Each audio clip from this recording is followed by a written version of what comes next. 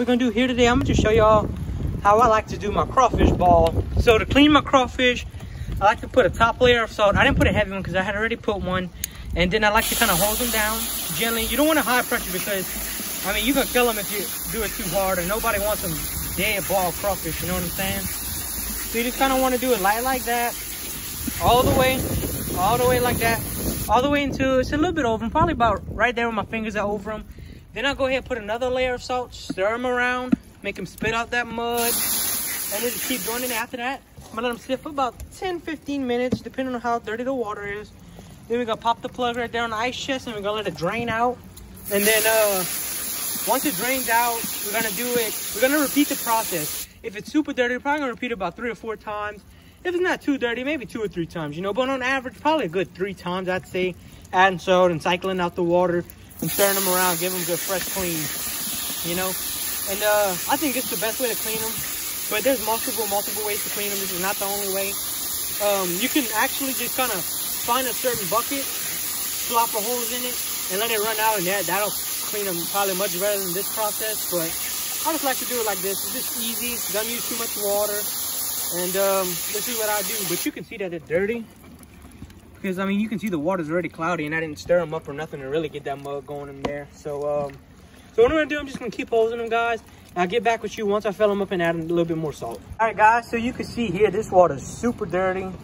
So just gonna go ahead and add a little top layer of salt there.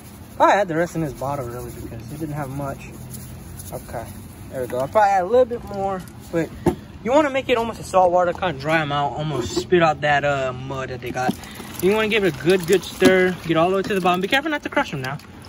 You know, don't be afraid to get pinched. It'll just hurt for a little while. You'll be all right. Ain't gonna be the first time if you're messing with crawfish. I can guarantee you that one.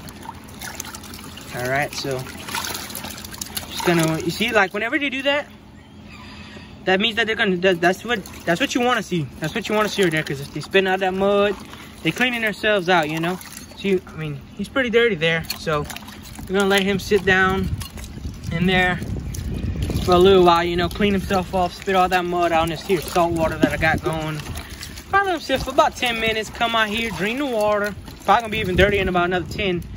Then we'll come back, refill it, and add some more salt. And before I start cooking, I'm gonna let you guys know how many times I had to do this process. You can do it the same amount of numbers, but if your water's not as dirty as this one is, you ain't gotta do it, so don't worry about it. So, all right, so go ahead and let them sit for about 10-15 minutes in this dirty water here, in the salt water. And then we're gonna pull the plug, drain all this water out, put another top layer of salt, add some more water, put some more salt on top of the water, mix it all in there.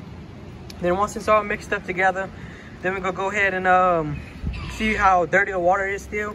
Because sometimes, if you put enough salt, you stir them, you let them sit long enough, I mean, I'm not gonna say the water's gonna be clear the second go round, but it'd be a lot less dirtier than this, you know? So it really just depends. All right, guys, so we're gonna go ahead, let this sit, and I'll get back with you. All right, guys, so I got my water balling here for the potatoes. I'm gonna just be using some small red balling potatoes. And for the potatoes, corn and sausage, I don't wanna put too much seasoning. I just wanna put a little bit because I don't want them too spicy.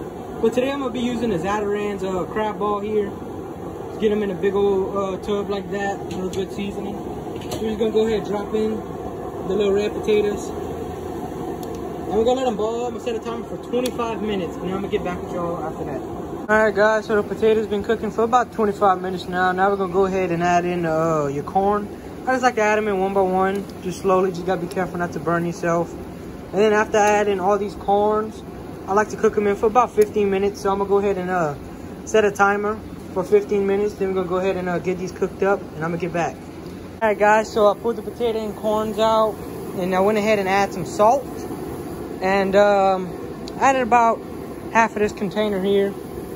Now I'm gonna go ahead and put the crawfish in. Alrighty, just like that. Then we're gonna put the lid back on, and we're gonna wait till a thick steam comes out the side. And as soon as it starts to come out the side real thick, we're gonna shut it down for 5 minutes. Then we're gonna add some butter and ice, and I'm gonna be back with you guys with that. Guys, so we got a thick steam coming out, so I went ahead and shut it off. Then we're gonna put a half a stick of butter in there per batch. That's what I normally like to do. And if you like your crawfish a little spicier before you ball it, in the water, cayenne pepper would be the thing to add. Or Louisiana seasoning, the Far. That's another real spicy one. Kind of mix that in there good like that. Then we're gonna go ahead and put the lid back on like that.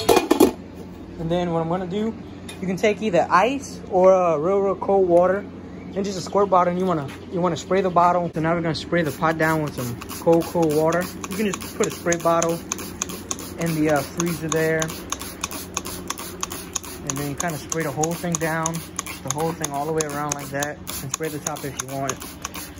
And then after you spray that down, you want to set your timer for 5 minutes, let it sit, and then come back and take your crawfish out, and it'll be good to go. All right, guys. So what I've done, I pulled out the crawfish.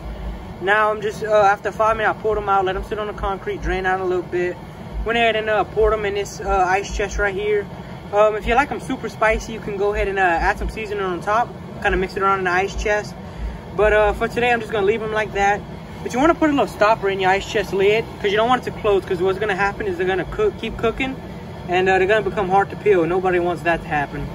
So like I said, today I was going for a mild to medium spice.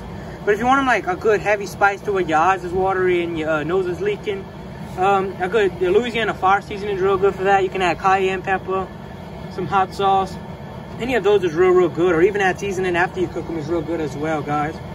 All right, so that's gonna do it for this video, guys. Please like, comment, and subscribe.